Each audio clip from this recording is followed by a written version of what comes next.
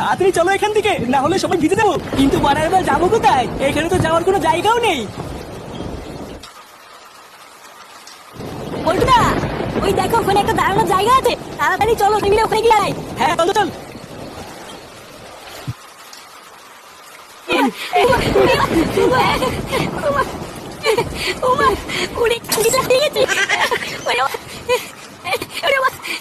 ফুসফুসে পোলা হয়ে গেছে রে।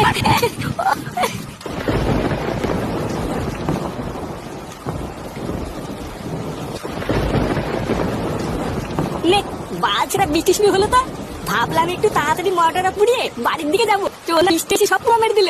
এখন কখন এই বাচ্চারা বৃষ্টি কমবে সেই অপেক্ষায় কি বসে থাকবো নাকি? চোদনা তুই অত খোঁজে যাচ্ছিস কেন?